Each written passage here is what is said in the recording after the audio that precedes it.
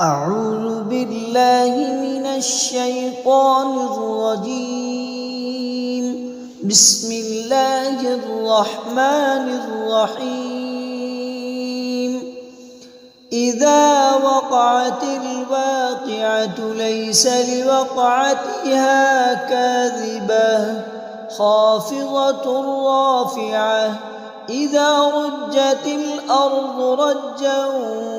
وبست الجبال بسا فكانت هباء منبثا وكنتم أزواجا ثلاثة فأصحاب الميمنة ما أصحاب الميمنة وأصحاب المشأمة ما أصحاب المشأمة والسابقون السابقون أولئك المقربون في جنات النعيم ثلة من الأولين وقليل من الآخرين على سرر موضونة متكئين عليها متقابلين يطوف عليهم ولدان مخلدون بأكواب وأباريق وكأس من معين لا يصدعون عنها ولا ينزفون وفاكهة مما يتخيرون ولحم طير مما يشتهون وحور عين كأمثال اللؤلؤ المكنون جزاء بما كانوا يعملون لا يسمعون فيها لغوا ولا تأثيما إلا قيلا سلاما سلاما وأصحاب اليمين ما أصحاب اليمين في سدر مخضود وطلح منضود وظل ممدود وماء مسكوب وفاكهة كثيرة لا مقطوعة ولا ممنوعة وفرش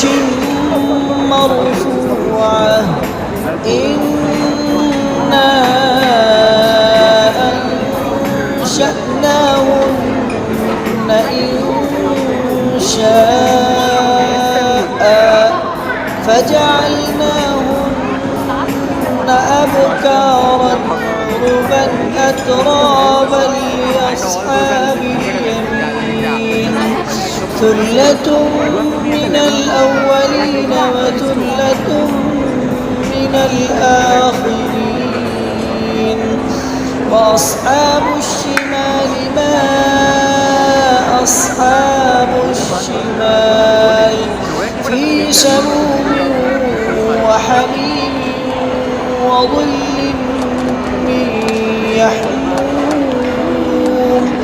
لا بارد ولا كريم إنهم كانوا قبل ذلك مترفين وكانوا يصرون على الحنث العظيم وكانوا يقولون إذا متنا وكنا ترابا وعظاما أئنا لمبعوثون أوآباؤنا الأولون قل إن الأولين والآخرين لمجموعون إلى ميقات يوم معلوم ثم إنكم أيها الضالون المكذبون لآكلون من شجر من زقوم فمالئون منها البطون فشاربون عليه من الحميم فشاربون شرب الهيم هذا نزلهم يوم الدين نحن خلقناكم فلولا تصدقون أفرأيتم ما تمنون أأنتم تخلقونه أم نحن الخالقون نحن قدرنا بينكم الموت وما نحن بمسبوقين على أن نبدل أمثالكم وننشئكم فيما لا تعلمون ولقد علمتم النشأة الأولى فلولا تذكرون أفرأيتم ما تحرثون أأنتم تزرعونه أم نحن الزارعون لو نشاء لجعلناه حطاما فظلتم تفكهون إنا لمغرمون بل نحن محرومون أفرأيتم الماء الذي تشربون أأنتم أنزلتموه من المزن أم نحن المنزلون لو نشاء جعلناه أجاجا فلولا تشكرون أفرأيتم النار التي تورون أأنتم أنشأتم شجرتها أم نحن المنشئون نحن جعلناها تذكرة ومتاعا للمقوين فسبح باسم ربك العظيم فلا أقسم بمواقع النجوم وإنه لقسم لو تعلمون عظيم إنه لقرآن كريم في كتاب مكنون لا يمسه إلا المطهرون تنزيل من رب العالمين أفبهذا الحديث أنتم مدهنون وتجعلون رزقكم أنكم تكذبون فلولا إذا بلغت الحلقوم وأنتم حينئذ تنظرون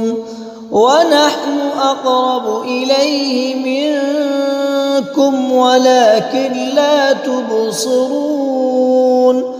فلولا إن كنتم غير مدينين ترجعونها إن كنتم صادقين فأما إن كان من المقربين فروح وريحان وجنة نعيم وأما إن كان من أصحاب اليمين فسلام لك من أصحاب اليمين وأما إن كان من المكذبين الضالين فنزل من حميم وتصلية جحيم إن هذا لهو حق اليقين